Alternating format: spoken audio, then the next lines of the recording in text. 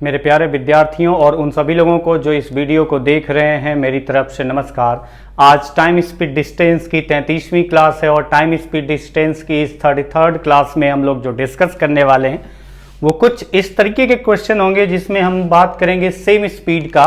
और same speed आपको directly नहीं बोला जाएगा कि नहीं हाँ सेम स्पीड है तो आप आंसर बताओ। वो क्वेश्चन में जो इंफॉर्मेशन दी जाएगी उसके अकॉर्डिंग आपको समझना होगा कि स्पीड सेम है या नहीं है, डिस्टेंस सेम है या नहीं है, टाइम सेम है या नहीं है। फिलहाल हम लोग आज की क्लास में जो डिस्कस करने वाले हैं वो सेम स्पीड के केस पर जो क्वेश्चन बनते हैं उस टाइप के क्वेश्चन डिस्कस करेंगे। और जिसमें से आपका एक पहला क्वेश्चन जो आपकी स्क्रीन पर दिखाई दे रहा है, इसको कैसे रिलेट किया जाएगा उसको देखते हैं, समझते हैं। तो पहले इसको पढ़ता हूं मैं हिंदी और इंग्लिश में, उसके बाद इस पर डिस्कस करेंगे।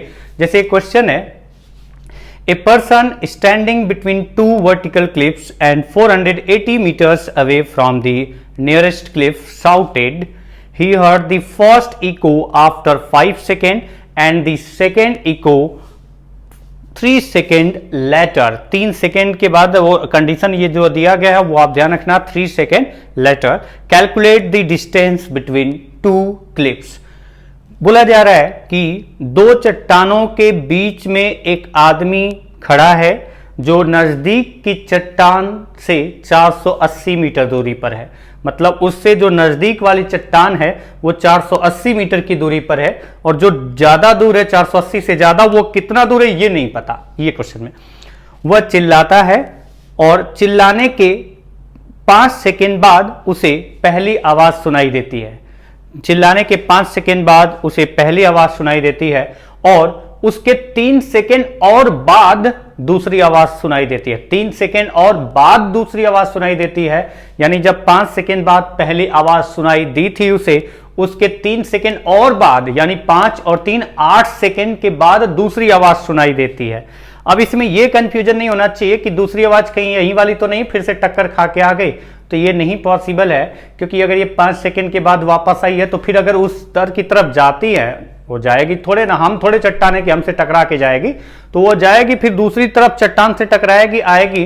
तो जो चट्टान की तरफ बड़ी दूर वाली चट्टान की तरफ पहले आवाज गई थी वो ही पहली आवाज आपको सुनाई देगी। तो ये पॉइंट आपको क्लियर होना चाहिए, इसमें कंफ्यूज नहीं होना चाहिए। ये जो मैं बोल रहा हूं इसकी जरूरत नहीं है, क्योंकि अगर मैं इसको बताने बैठूंगा तो कंफ्यूजन ज्यादा क्रिएट होगा। उससे बढ़िया बस आप इस पॉइंट को समझिए कि दूसरी आवाज पहली आवाज सुनाई देने के 3 सेकेंड और बाद सुनाई देती है, तो बताना है कि दोनों चट्टानों के बीच की दूरी कितनी है। तो अब आप देखिए इस क्वेश्चन को मैं फिगर के थ्रू समझाता हूं। दो क्लिफ है, एक चट्टान है और ये दूसरी चट्टान है, वर्टिकल चट्टान है। बोला गया है कि इनके बीच में कोई आदमी इधर है और जो आदमी है वो नजदीक की चट्टान से कितना दूरी पर है, तो ये आदमी नजदीक की चट्टान से 480 मीटर की दूरी पर है। जो आदमी है वो नजदीक की चट्टान से 480 मीटर की दूरी पर है। जो आदमी है वो नजदीक की चट्टान से 480 मीटर की दूरी पर है। जो दूर चट्टान है उससे वो कितना दूर है ये नहीं पता, लेकिन जो नजदीक की चट्टान है वो 480 मीटर की दूरी पर है। उसके बाद बोला गया कि ये चिल्लाता है। जब ये चिल्लाता है साउंड प्रोड्यूस करता है, तो जो साउंड प्रोड्यूस होता है वो जाएगा दोनों चट्टानों से टकराएगा, इधर भी जाएगा इधर भी जाएगा। तो जो साउंड है वो जाएगा जो नजदीक की चट्टान है उससे जल्दी टकरा के वापस आएगा, जो दूर की चट्टान है उसमें ज्यादा टाइम लगेगा आने में जाकर के वापस। क्यों? क्योंकि वो स्पीड जो साउंड की होगी, चाहे आप किसी भी डायरेक्शन में अगर आप चिल्लाते हैं तो जो स्पीड साउंड की होगी चाहे किसी भी डायरेक्शन में जाए साउंड की स्पीड तो सेम होगी। तो ये पॉइंट है सेम डिस्टेंस सेम स्पीड की बात जो हम कर रहे हैं यहां पर, कि अगर साउंड प्रोड्यूस होगा तो चाहे जिधर भी जाएगा वो चारों तरफ जाएगा साउंड, और चारों तरफ जब साउंड प्रोड्यूस होगा तो जाएगा, तो जब जाएगा तो उसकी स्पीड किधर भी जाए वो सेम रहेगी। अब आप बताइए कि ये जो साउंड है प्रोड्यूस हुआ था वो नजदीक की चट्टान तक गया और फिर वापस उसको सुनाई दिया। तो जो साउंड प्रोड्यूस किया वो गया नजदीक की चट्टान से टकरा करके वापस आकर के इसको सुनाई दिया। और कितना सेकंड लगा था इसमें आपका इस कंडीशन में कि वो साउंड प्रोड्यूस होने के बाद गया चट्टान से टकराया और सुनाई दिया, तो इसमें टाइम लगा था 5 सेकंड, 5 सेकंड। और वही साउंड जो आपका इधर गया है वही साउंड इधर भी तो जाएगा दूसरी चट्टान की तरफ, और जब दूसरी चट्टान की तरफ जाता है वही साउंड, तो ये साउंड जो प्रोड्यूस हुआ है वो दूसरी चट्टान से टकरा करके फिर वापस आकर के इसको सुनाई देता है। दूसरी चट्टान से टकराता है फिर वापस आकर के सुनाई देता है, लेकिन जो दूसरा साउंड इसको सुनाई देता है वहां टकरा करके वापस आकर के वो कितने समय के बाद सुनाई देता है? 3 सेकेंड। तो 3 सेकेंड नहीं है, उसके आगे का जो पार्ट है वो भी देखना है, 3 सेकेंड लेटर। यानी कि जो पहला साउंड 5 सेकेंड बाद सुनाई दिया था उसके 3 सेकेंड और बाद में दूसरा साउंड सुनाई देता है। यानी 5 सेकेंड बाद जब दूसरा साउंड सुनाई दिया था उससे 3 सेकेंड और बाद, यानी साउंड तो सेम टाइम पर प्रोड्यूस हुआ था, इधर भी गया था इधर भी गया था, और जो दूसरा साउंड है जितने समय बाद पहला सुनाई दिया उसके 3 सेकेंड और बाद, यानी 5 और 3 8 सेकेंड के बाद दूसरा साउंड सुनाई दिया। 8 सेकेंड के बाद दूसरा साउंड सुनाई दिया। तो आप यहां पर देख सकते हैं कि आपको पता है कि ये नजदीक वाली चट्टान है और ये दूर वाली चट्टान है। अब आपको ये बताया नहीं गया कि इक्वल है, ये नजदीक और दूर वाली चट्टान है, यानी आपको यहां पर पता चल गया कि यहां पर आपका डिस्टेंस दोनों केस में सेम नहीं है। हाँ, टाइमिंग आपको पहले ही पता चल गया, दिखाई दे रहा है कि दोनों केस में टाइमिंग सेम नहीं है, लेकिन हमें पता है साउंड प्रोड्यूस हुआ है, चाहे जिस डायरेक्शन में जाएं साउंड का स्पीड तो हर एक डायरेक्शन में सेम होगा। तो हम यहां पर देख सकते हैं सेम स्पीड की बात की गई है, सेम स्पीड की बात की जा रही है। तो हम कह सकते हैं कि अगर सेम स्पीड होगा तो जो टाइम लगेगा, टाइम का जो रेशियो होगा और जो डिस्टेंस कवर किया जाएगा उसका रेशियो डायरेक्टली प्रोपोर्शनल होता है। टाइम का रेशियो x/y होगा तो डिस्टेंस भी x/y के रेशियो में कवर होगा। तो टाइम का रेशियो क्या आ रहा है? जिधर की तरफ नजदीक की चट्टान है वहां पर आप टाइम देखिए तो आ रहा है 5, और जो दूर की चट्टान है उधर की तरफ का जो टाइम आ रहा है 8। तो इधर का डिस्टेंस और इधर का डिस्टेंस, अगर टाइम का रेशियो 5/8 है तो डिस्टेंस जो इधर का होगा और जो यहां से ये वाला डिस्टेंस होगा, आदमी से इस चट्टान और आदमी से इस चट्टान, तो ये आदमी से जो नजदीक की चट्टान है उसका डिस्टेंस का रेशियो इस आदमी से दूर की चट्टान का डिस्टेंस का रेशियो भी क्या होगा? इसी टाइम के रेशियो में होगा, 5:8। अच्छा, अगर ये कंफ्यूजन आपके दिमाग में हो रहा है कि ये 5:8 कैसे होगा, क्योंकि ये 5 सेकेंड में गया भी है वापस भी आया है, तो एक तरफ का जो डिस्टेंस जाने में ये डिस्टेंस कितने समय में कवर किया है? सिर्फ जाने का या फिर सिर्फ आने का? तो 5/2। और ये जाने या फिर आने का कितना? 8/2। अगर 5/2 और 8/2 में रेशियो आप निकालेंगे तो 2 कैंसिल हो जाता है, तो उससे कोई फर्क नहीं पड़ेगा क्योंकि दोनों तरफ हम आधा कर रहे हैं, तो उसका कोई मतलब नहीं रह गया। आप सीधा सा पॉइंट ध्यान रखना है जो मैंने बताया अभी कि अगर इसका भी आधा करना है और इसका भी आधा करना है और फिर रेशियो निकालना है, तो आपका जो रेशियो 5:8 इस तरीके से है उस कंडीशन में भी वही रहेगा। तो आपका टाइम का रेशियो 5:8 है तो डिस्टेंस का भी रेशियो 5:8 होगा। इधर का डिस्टेंस 5 होगा तो इधर का डिस्टेंस 8 यूनिट होगा। इसका यूनिट क्या है नहीं पता, जिसमें से इधर का जो आपको दिया गया है वो कितना दिया गया है? 480 मीटर। तो इधर का जो डिस्टेंस है वो 480 मीटर, यानी कौन सा वाला? नजदीक वाला जो डिस्टेंस है उसका रेशियो क्या यहां पर आ रहा है? 5 रेशियो की वैल्यू है 480 मीटर। 480 मीटर है 5 रेशियो की वैल्यू।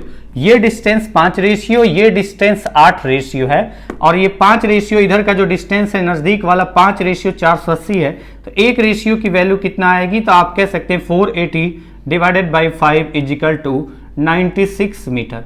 अगर 1 रेशियो की वैल्यू 96 मीटर आ रही है और आपसे पूछा गया टोटल डिस्टेंस, तो आप एक काम कर सकते हैं, ये तो 480 है, ये वाला पार्ट निकल जाए मतलब कितना? 8। अगर 8 निकल जाए तो इधर का भी डिस्टेंस आ जाएगा, ये भी डिस्टेंस आ जाएगा, दोनों को जोड़ देंगे तो टोटल डिस्टेंस आ जाएगा। तो ये फिर निकालने की जगह, फिर उनको ऐड करने की जगह आप ऐसा कर सकते हैं कि डायरेक्टली आप कहेंगे कि अगर इधर जो डिस्टेंस है वो 480 है, इधर का डिस्टेंस और इधर का डिस्टेंस दोनों जोड़ दें तो रेशियो के अकॉर्डिंग इधर का डिस्टेंस 5 रेशियो, इधर का डिस्टेंस 8 रेशियो, यानी टोटल डिस्टेंस 8 और 5 कितना हुआ? 8 एंड 5 कितना हुआ? तो 8 और 5 13। 13 रेशियो इनके बीच का डिस्टेंस है, और 13 रेशियो की वैल्यू अगर आप निकालेंगे और एक रेशियो की वैल्यू 96 है, अगर एक रेशियो की वैल्यू 96 है तो 13 रेशियो की वैल्यू इंटू 96 कर लेंगे तो ये हो जाएगा 1300 माइनस 52 यानी 1248 मीटर। ये मैंने क्या किया कि 96 को 100 मान लिया और 100 जो होता है वो 100 से ये 4 कम है, 1300 माइनस 13 4 जा 52 माइनस कर दो तो आपका रिजल्ट आ जाएगा 1248 मीटर। दोनों चट्टानों के बीच का जो दूरी है वो 1248 मीटर है। अगला क्वेश्चन है, अगला क्वेश्चन इसी पैटर्न पर है, तो बस मैं एक बार इंग्लिश में पढ़ूंगा ताकि आप भी पढ़ सको, आपको टाइम मिल सके उस क्वेश्चन को पढ़ने का। क्वेश्चन है, a person standing between two vertical cliffs and 720 meter away from the nearest cliff shouted he heard the first echo after 6 seconds and second echo 3 seconds later, 3 second उसके और बाद 3 second later, calculate the distance between two cliffs, दोनों चट्टानों के बीच की दूरी ज्ञात करो। अब आपका इस क्वेश्चन को देखो ध्यान से थोड़ा सा, तो कुछ अलग नहीं है क्वेश्चन, तो अप्रोक्सीमेट जो क्वेश्चन की जो लैंग्वेज है वो सेम टू सेम है, सिर्फ न्यूमेरिकल वैल्यू चेंज आपको दिख रही है। तो बोला गया कि दो चट्टाने हैं, दो चट्टानों के बीच में आदमी है और आदमी खड़ा है, और जो नजदीक वाली चट्टान है, मैंने कहा ये वाली नजदीक है, जो नजदीक वाली चट्टान है वो उसकी दूरी कितना है, तो ये बताया गया कि 720 मीटर है नजदीक वाले चट्टान की दूरी। आदमी से नजदीक वाली चट्टान 720 मीटर की दूरी पर है और पूछा जा रहा है टोटल डिस्टेंस, यानी दूर वाली चट्टान का डिस्टेंस पता चल जाए तो ये टोटल डिस्टेंस आप बता सकते हैं। जब ये साउंड प्रोड्यूस किया तो साउंड इधर भी आया, चट्टान से टकराया वापस आया, और इधर भी गया साउंड और चट्टान से टकराया वापस आया। इधर क्योंकि नजदीक वाली चट्टान है तो जल्दी सुनाई देगा, और इधर वाला जो दूर चट्टान है तो थोड़ा टाइम के बाद सुनाई देगा। तो कंडीशन दी गई है कि पहली जो आवाज सुनाई दी 6 सेकंड के बाद, यानी नजदीक की चट्टान से आवाज टकरा करके 6 सेकंड में वापस उसे सुनाई देती है, और वही आवाज जो साउंड प्रोड्यूस किया था वो चारों तरफ जाएगा। तो इधर की चट्टान की तरफ जो आवाज प्रोड्यूस करने के बाद गई थी वो 6 सेकंड के बाद वापस आकर के सुनाई देती है, और जो दूसरी साइड गई थी दूर वाली चट्टान की तरफ, वो पहली आवाज जो सुनाई दी उसके 3 सेकंड लेटर, 3 सेकंड और बाद में जाकर के दूसरी आवाज सुनाई दी। तो पहली आवाज 6 सेकंड के बाद सुनाई देती है, तो दूसरी आवाज 6 सेकंड के बाद 3 सेकंड और, यानी कितने सेकंड के बाद सुनाई देगी, 9 सेकंड के बाद, 9 सेकंड के बाद। आफ्टर 9 सेकंड जो दूसरा साउंड है, मतलब जो दूसरी आवाज है वो सुनाई देगी, जो कि टक्कर खा के आ रही है दूर की चट्टान से।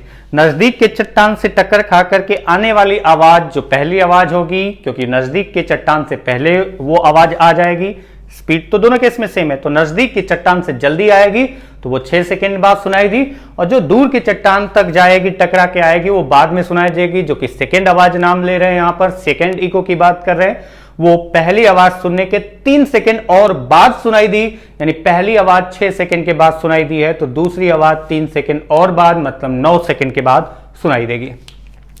अब आपको ये पता चल गया टाइम तो बराबर है नहीं, डिस्टेंस भी अलग अलग पहले ही कंफर्म है।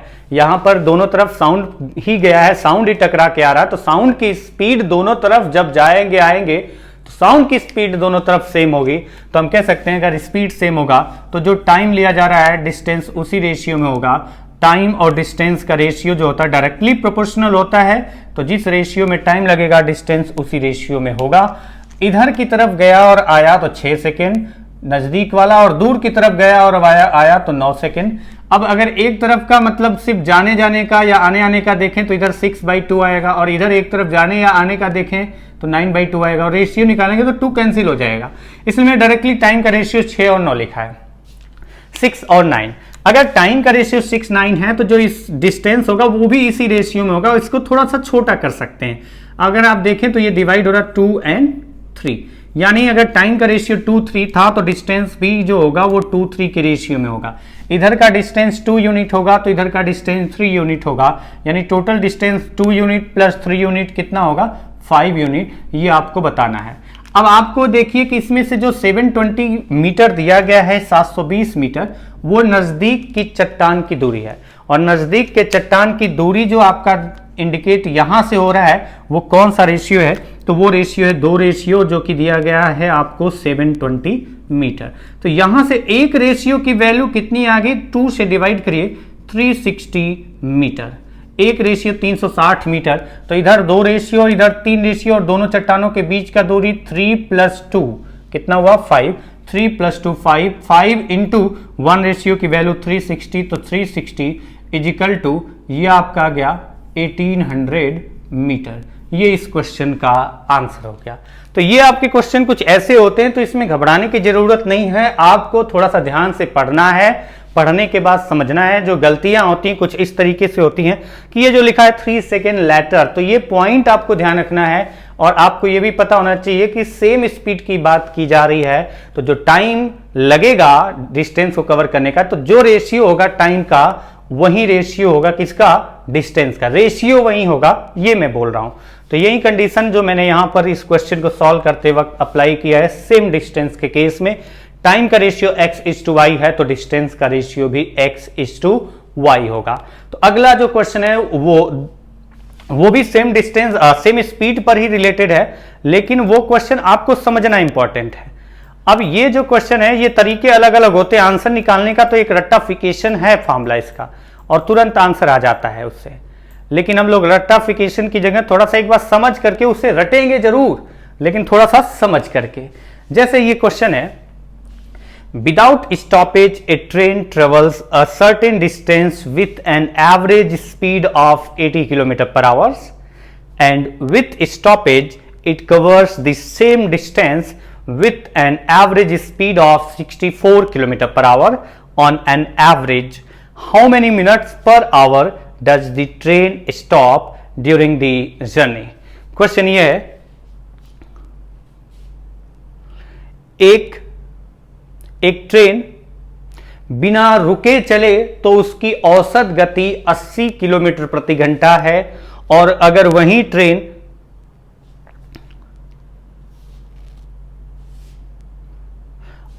ट्रेन रुक रुक के चले तो जो टाइम रुकने का वो भी शामिल किया जाए तो उस ट्रेन की औसत गति 64 किलोमीटर प्रति घंटा है। तो बताइए वो ट्रेन औसतन 1 घंटे में औसतन कितने मिनट रुकती है। मतलब अगर वो रुक रुक के चल रही है तो उसकी स्पीड 64 km/h हो जाती है, तो वो औसत पूरे जर्नी में औसत निकाला जाए कि हर घंटे में औसतन वो कितने मिनट रुकती है, ये क्वेश्चन है। जैसे मैं कहता हूं कि कोई ट्रेन 10 घंटे में 1 घंटे रुकी, तो 10 घंटे में 1 घंटे रुकी, 1 घंटे का मतलब 60 मिनट, तो 60 मिनट 10 घंटे के दौरान रुकी है, तो 1 घंटे में कितना रुकी है, तो औसत के लिए हम कहेंगे 10 घंटे में 60 मिनट है, तो 10 से डिवाइड कर दिया 6 मिनट। ये छोटा सा पॉइंट है जो कि आप एवरेज में जब पढ़ेंगे तो डिटेल से इस पॉइंट पर एवरेज का पार्ट पढ़ेंगे, बट इस क्वेश्चन में थोड़ा सा यूज है, तो मैंने एक हिंट दिया है। अगर आपने कभी पढ़ा होगा तो आपको समझ में आया होगा जो मैंने बोला। अब आप आ जाइए क्वेश्चन पे, और नहीं भी समझ में आया तो अभी समझने की ज्यादा जरूरत नहीं है, आपको बस जो क्वेश्चन है उसको समझना है, उसको मैं समझा दूंगा, कोई इसमें प्रॉब्लम नहीं होगी आपको। बोला गया कि एक ट्रेन चलती है। अब इसको 2 तरीके से कर सकते हैं, एक तो कंडीशन ये वाला केस अप्लाई कर सकते हैं, और एक कंडीशन एक तरीका होता है वो डायरेक्टली हम लोग आंसर निकालते हैं कि दोनों स्पीड का डिफरेंस कितना है, 16। बड़ी वाली स्पीड नीचे रखो 80 और इंटू 60 मल्टीप्लाई कर दो, आंसर आ जाएगा। तो ये कहानी जो होगी ना वो आपका कैसे है, तो वो आपको मैं दिखा दे रहा हूं कि इसको करने का एक तरीका होता है, रटने का तरीका होता है, कुछ ऐसे कर लेते हैं। इंक्लूडिंग, पहले इसको समझा दे रहा हूं, फिर आपका सेम स्पीड का केस अप्लाई करके दिखाऊंगा। इंक्लूडिंग स्टॉपेज, और एक होगा आपका एक्सक्लूडिंग स्टॉपेज। अगर मैं कहता हूं कि एक्सक्लूडिंग स्टॉपेज अगर ट्रेन की स्पीड x km/h है और इंक्लूडिंग स्टॉपेज ट्रेन की स्पीड y km/h है, तो बताइए ऑन एन एवरेज कितने मिनट रुकती है। तो अगर ऐसे क्वेश्चन का आंसर निकालना है, इसका रीजन मैं प्रूव करके दिखा दूंगा, तो इसका ऐसे क्वेश्चन का आंसर अगर आपको निकालना है तो आप डायरेक्टली करेंगे बिना रुके चलेगी तो उसकी स्पीड ज्यादा होगी, यानी हमें पता है कि x will be greater than y, ये पॉइंट हमें पता है। एक्सक्लूडिंग स्टॉपेज, बिना रुके हुए अगर कंटिन्यू अगर वो चले तो 80 किलोमीटर चलेगी, और इंक्लूडिंग स्टॉपेज रुकने के समय को भी अगर शामिल करके देखें तो 1 घंटे में वो कम ही चल पाएगी, क्योंकि जब रुकेगी तो वो कम डिस्टेंस कवर कर पाएगी। तो यानी कि हमें पता है कि इन एक्सक्लूडिंग स्टॉपेज में जो डिस्टेंस होगा, जो स्पीड होगी, इंक्लूडिंग स्टॉपेज में वो स्पीड कम होगी। तो ऐसे क्वेश्चन का आंसर तो आप डायरेक्टली करते हैं कि जो बड़ी वाली स्पीड एक्सक्लूडिंग स्टॉपेज होगी, तो दोनों स्पीड का डिफरेंस अगर मैं बोल रहा हूं तो हमेशा पॉजिटिव पार्ट ही रहेगा, जो बड़ा होगा उसमें से छोटे वाले को माइनस करेंगे, अपान जो बड़ी वाली स्पीड है यानी एक्सक्लूडिंग स्टॉपेज और इनटू 60 करते हैं, तो ये आपका आंसर आ जाता है डायरेक्टली। यानी अगर इस क्वेश्चन में मैं आंसर निकालना चाहूं तो मेरा आंसर जो आएगा वो डायरेक्टली आएगा, दोनों स्पीड का डिफरेंस कितना आ रहा है 16 और अपान बड़ी वाली स्पीड कितना है 80 और इनटू कर दिया 60 और ये आपका आंसर आ गया। जीरो कैंसिल, 8 से 2 time 2 into 6 is equal to 12 minute. ये डायरेक्टली आपका आंसर आ गया, मिनट में ही आ गया। औसतन कितने मिनट रुकती है, तो 12 मिनट, औसतन 1 घंटे में वो ट्रेन रुकती है। अच्छा, इसका एक बेसिक पॉइंट समझ लेते हैं कि ये जो हमने बनाया है, लिखा है, इसका रीजन क्या है। उसका रीजन क्या है वो आप देख लो। अगर वो ट्रेन कंटिन्यू चले मतलब जो उसकी ओरिजिनल स्पीड है उस स्पीड से वो 1 घंटे में कितना डिस्टेंस कवर करेगी, तो हम कह सकते हैं 80 किलोमीटर। कितने घंटे में, 1 घंटे में। 1 घंटे में मतलब 60 मिनट में। 1 आवर मतलब 60 मिनट्स। 60 मिनट्स में वो कितना डिस्टेंस कवर करती है, अगर लगातार चले तो 80 किलोमीटर। आप समझना इस पॉइंट को ध्यान से कि अगर ट्रेन लगातार चल रही है, कंटिन्यू चल रही है, तो 1 घंटे में कितना डिस्टेंस कवर कर रही है, जिसमें बोला गया है एक्सक्लूडिंग स्टॉपेज, मतलब रुकने के समय को हटा दिया जाए और कंटिन्यू 1 घंटे चलाया जाए तो 80 किलोमीटर वो ट्रेन चलती है। तो हम कह सकते हैं कि ट्रेन की जो गति है वो 80 किलोमीटर प्रति घंटा है, यानी 1 घंटे में वो 80 किलोमीटर चलेगी। दूसरा पॉइंट है कि दूसरा केस आपका बताया गया है कि दूसरे केस में उसकी स्पीड जो दी गई है वो 64 किलोमीटर पर आवर्स है। 64 किलोमीटर पर आवर्स है। 64 किलोमीटर पर आवर्स मतलब 64 किलोमीटर 1 घंटे में चलती है, या 80 किलोमीटर पर आवर्स मतलब 80 किलोमीटर 1 घंटे में चलती है। तो जो ये वाला केस है 80 किलोमीटर पर आवर्स, उसमें वो बिना रुके चलती है, रुकने के समय को हटा दिया जाए तो लगातार कितने मिनट चली है, 60 मिनट। तो लगातार 60 मिनट चली है तो वह 80 किलोमीटर चली है। दूसरा केस है कि रुकने के समय को शामिल कर लिया जाए, तो मैं लिखूंगा यहां पर 1 घंटे ही, कि 1 घंटे में कितना चल पाती है। तो 1 घंटे यानी कि 60 मिनट में वो कितना चल पाई, तो बोला गया कि जब रुकने के समय को भी शामिल किया जाए तो जब 1 घंटे की बात करेंगे तो 1 घंटे में वो 64 किलोमीटर चल पाती है। अच्छा, इस पॉइंट को ध्यान से समझना कि डिस्टेंस ये इस केस के कंपेयर में कितना कम चली है, तो वो आपका गया 16 किलोमीटर। ये पॉइंट आपका इंपॉर्टेंट है, जो आपका डायरेक्टली बनता है कि दोनों स्पीड का डिफरेंस अपॉन बड़ी स्पीड नीचे into 60, directly on an average 1 घंटे में रुकने का टाइम आता है मिनट में। तो वो आपका कंडीशन यहां से कि 1 घंटे लगातार चले 80 किलोमीटर, यानी 60 मिनट तक लगातार चली है। अब अगर बोला जाए कि रुकने के समय को भी शामिल कर लिया जाए तो 1 घंटे में 64 किलोमीटर चलते हैं। तो जो 64 किलोमीटर डिस्टेंस कवर किया है 1 घंटे में, इस 1 घंटे में रुकने का टाइम भी इंक्लूड है। इस 60 मिनट में रुकने का टाइम भी इंक्लूड है। और आपको पता है कि ट्रेन की जो स्पीड है, चाहे पहले के केस में देखा जाए या दूसरे केस में, आपका ट्रेन का स्पीड सेम था, लेकिन क्वेश्चन में बस ये बोला गया कि अगर रुकने का समय नहीं लेते हैं तो 1 घंटे में वो 80 किलोमीटर चलती है, और रुकने 1 घंटे के अंदर जो रुकी है अगर वो भी समय शामिल करके देखते हैं तो 1 घंटे में वो कितना चल पाती है, तो वो 1 घंटे में केवल 64 किलोमीटर चल पाती है। अब आ जाइए मेन पॉइंट पे। स्पीड ट्रेन की दोनों केस में सेम है, बस ये है कि ये लगातार 60 मिनट तक चली है तो 80 किलोमीटर, और यहां जो है वो केवल 64 किलोमीटर चली है। क्यों? क्योंकि इस 1 घंटे में वो रुकने का भी समय इंक्लूड है। तो जो चली है वो 64 किलोमीटर कितने समय में चली है, या फिर आप कह सकते हैं कि अगर वो 64 किलोमीटर चली तो पहले के कंपेयर में जब नहीं रुकती तो वो 80 किलोमीटर चलती, और यहां 64 किलोमीटर चल पा रही है तो कितना कम चली है, 16 किलोमीटर। तो ये 16 किलोमीटर चलने में जो टाइम लगा होगा, जितने टाइम में वो 16 किलोमीटर डिस्टेंस कवर कर सकती थी, क्योंकि स्पीड दोनों केस में सेम है। तो जब स्पीड दोनों केस में सेम है तो एक केस में जब लगातार चली तो 80 किलोमीटर चली है, उसकी स्पीड वही है ओरिजिनल 80 किलोमीटर प्रति घंटा, जब वो लगातार चले बिना रुके।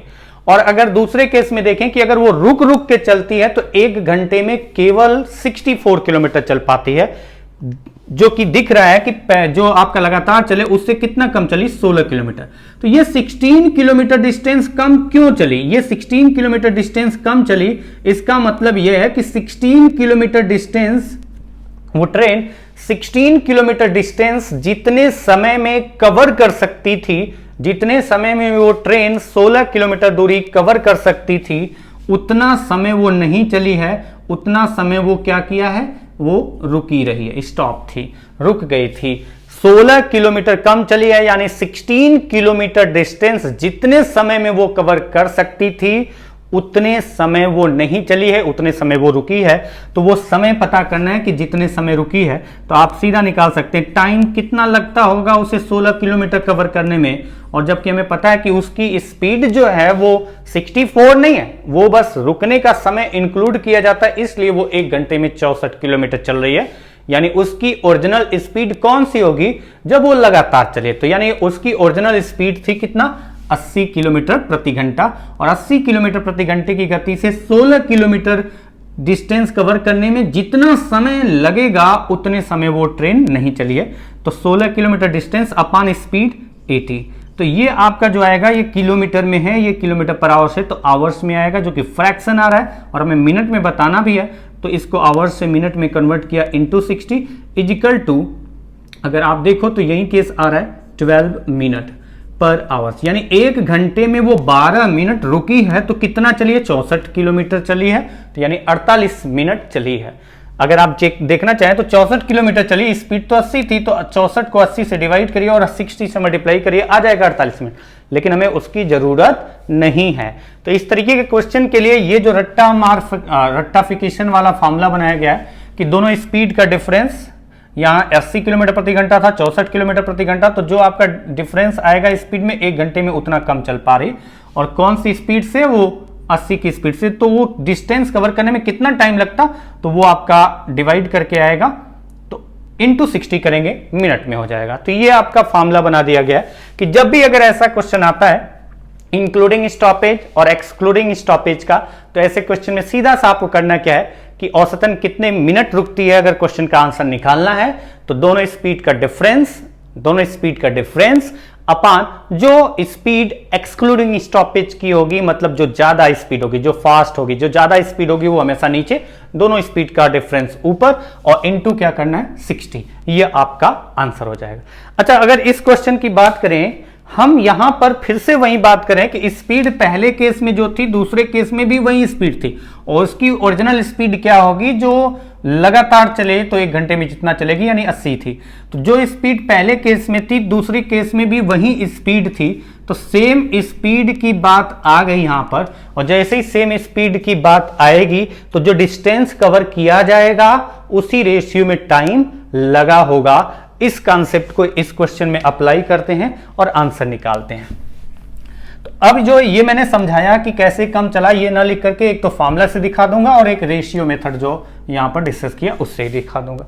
तो जैसे आप देखिए कि इस पार्ट को मैं अप्लाई कर रहा हूं इसमें, क्योंकि स्पीड इस केस में आप देखिए कि स्पीड दोनों केस में सेम है। मैंने वही बताया, अभी आपको समझाया कि स्पीड दोनों केस में सेम है, लेकिन एक केस में वो चल रही है लगातार, वही उसकी ओरिजिनल स्पीड है, तो वो लगातार चली है, और दूसरे केस में वो रुकने का समय भी शामिल है, यानी उसमें चली भी है, रुकी भी है, लेकिन स्पीड दोनों केस में सेम है। दूसरे केस में जो इंक्लूडिंग स्टॉपेज है उसमें कम इसलिए चली है क्योंकि स्पीड तो सेम थी, लेकिन 1 घंटे वो लगातार न चल के उसमें रुकी भी है, तो वो कितने मिनट 1 घंटे के अंदर रुकी है ये आपको पता करना है। तो आप बताइए, इसमें स्पीड जब सेम है तो जो डिस्टेंस होगा और जो टाइम लिया जाएगा, डिस्टेंस और टाइम का रेशियो में पता है कि ये डायरेक्टली प्रोपोर्शनल होगा। तो डिस्टेंस पहले केस में अगर आप ये देखो कि पहले केस में 60 मिनट में पहले केस में, इधर ना लिख करके मैं यही लिख रहा हूं, पहले केस में वो कितना चलिए 80 किलोमीटर, कितने मिनट में 60 मिनट में, और दूसरे केस में कितना चलिए 64 किलोमीटर। अच्छा, अगर मैं इसमें रेशियो देखूं, अगर 16 का टेबल आता हो तो 16 5 जा 80, 16 4 जा 64, टाइम का रेशियो ये आ गया। अब छोटा सा पॉइंट है इसमें, आप थोड़ा सा ध्यान से समझना, ये भी 1 घंटे में चली है, यानी ये जो चली है 5 यूनिट कितने मिनट में, 60 मिनट में, और ये भी 1 घंटे में चली थी। लेकिन आपको पता है कि इसमें सिर्फ चलने का टाइम था, यानी वो 80 किलोमीटर प्रति घंटा स्पीड कब थी, जब वो पूरा 60 मिनट चली थी। यानी 80 किलोमीटर जो चली थी वो 5 रेशियो यानी कितने मिनट, 60 मिनट। तो ये 5 रेशियो जो आपका टाइम है जिसमें 80 किलोमीटर चली है वो 60 मिनट के इक्वल है। और इस केस में जो है आपका टाइम 64 किलोमीटर चलने के लिए जो टाइम लगा होगा 4 रेशियो। तो बताइए पहले के केस में कितना कम लगा होगा, तो आप कह सकते हैं कि कितना रेशियो कम लगा है, 1 रेशियो। तो 5 रेशियो की वैल्यू 60 मिनट है, तो 1 रेशियो की वैल्यू कितनी आ जाएगी, 5 से डिवाइड किया 12 मिनट, और 1 रेशियो की वैल्यू 12 मिनट है, तो इस केस में 4 रेशियो टाइम चली है, और 4 रेशियो टाइम का मतलब है 12 गुणे 4 48 मिनट। तो हमें क्यों निकालना है, हमें यह देखना है कि इसमें 60 मिनट चली है और इसमें कम चली है, तो जितना कम समय तक चली है उतने समय रुकी है, तो कितना कम चली है, 1 रेशियो, और 1 रेशियो की वैल्यू कितनी आ रही है, 12 मिनट। ये आपका आंसर हो गया। ये छोटा सा बेसिक पॉइंट्स है। फिर से मैं इसको एक बार समझा रहा हूं। मैंने ये कहा कि यहां पर स्पीड दोनों केस में सेम है। एक केस में वो लगातार चल रही है, जो पहला केस है 80 किलोमीटर प्रति घंटा, उसमें लगातार चली है, और दूसरा केस है जिसमें आपका चली भी है और रुकी भी है। तो आप बताइए अगर डिस्टेंस इस रेशियो में कवर किया गया है तो टाइम भी जो लगा होगा इस डिस्टेंस को कवर करने में वो यही रेशियो लगा होगा। तो 80 किलोमीटर जो डिस्टेंस कवर किया है वो लगातार चली है, यानी कितने मिनट, 60 मिनट, यानी हम इस 5 रेशियो की वैल्यू क्या लिख सकते हैं, 60 मिनट। और इस केस में आपका 5 रेशियो यानी 60 मिनट से जितना कम, 5 रेशियो से 1 रेशियो कम चली है, तो जो 1 रेशियो कम टाइम चली है वो 1 रेशियो टाइम क्या किया है, वो रुकी है। और 1 रेशियो की वैल्यू कितनी आएगी, अगर 5 रेशियो 60 मिनट के बराबर है तो 1 रेशियो आ जाएगा 60/5, यानी 12 मिनट तक वो ट्रेन रुकी थी। 1 घंटे के दौरान औसतन 12 मिनट रुकी थी। अगले क्वेश्चन पे चलते हैं। अगले क्वेश्चन में डायरेक्टली ये अप्लाई करेंगे और ये आंसर निकालेंगे। क्वेश्चन है आपका, without stoppage A train travels a certain distance with an average speed of 54 kilometre per hour and with stoppage it covers the same distance with an average speed of 45 km per hour on an average. How many minutes per hour does the train stop during the journey? तो अब आप ये देखिए कि इस तरीके का question करना हो तो आपको पता है यहाँ पर कि अभी आपने यहाँ पर लिखा था, जो मैंने रफ कर दिया, x माइनस वाई अपान एक्स इंटू 60, यानी जो स्पीड ज़्यादा है वो हमेशा नीचे रखी जाएगी। तो दोनों स्पीड का डिफरेंस डायरेक्टली आंसर होगा, एक स्पीड 54, एक स्पीड 45। 9 का टेबल आता हो तो डिफरेंस आएगा 9 अपान बड़ी स्पीड 54 इंटू 60, और ये आपका रहा है 9 से 6 और 6 से 10, 10 मिनट आपका आंसर हो गया सीधा सीधा। रीजन मैंने पहले केस में बता दिया था कि किस तरीके से होगा। और अगर मैं इसको इस तरीके से करूं, क्योंकि स्पीड दोनों केस में सेम है, तो जो टाइम का रेशियो होगा वो स्पीड वो डिस्टेंस का रेशियो होगा। पहले केस में 1 घंटे में कितना दूरी तय करती है, तो 1 घंटे में पहले केस में 54 किलोमीटर डिस्टेंस कवर करती है। दूसरे केस में 1 घंटे में कितना डिस्टेंस कवर करती है, 45 किलोमीटर डिस्टेंस कवर करती है। और आपको यहां से पता चल गया कि 6 और 5 का रेशियो आ रहा है, किस चीज का, डिस्टेंस का, तो टाइम का रेशियो भी 6:5 होगा। जिसमें से पहले केस में वो चली है पूरा कंटिन्यू 1 घंटे, यानी जो 6 रेशियो है वो कितने मिनट के बराबर है, 60 मिनट के बराबर। दूसरे केस में वो रुकी थी, तो अब अगर आप बताओ दूसरे केस में इतना चलिए तो उसके लिए टाइम 5 रेशियो ले रही है, यानी कितनी रुकी है, तो दूसरे केस में इसमें तो 6 यूनिट आपका जो है 60 मिनट, क्योंकि लगातार चली है तो 60 मिनट 1 घंटे में, और इसमें आपका केवल 5 यूनिट चली होगी इतना डिस्टेंस कवर करने के लिए, तो 5 यूनिट का चली होगी, यानी 1 यूनिट टाइम तक रुकी रही। और 6 रेशियो 60 मिनट है, तो 1 ratio 60/6 is equal to 10 minute, 10 minute वो ट्रेन क्या थी, रुकी थी। इस क्वेश्चन का आंसर हो गया। तो चलिए आज के लिए बस इतना करते हैं, अगली क्लास में मिलेंगे, तब तक के लिए नमस्कार।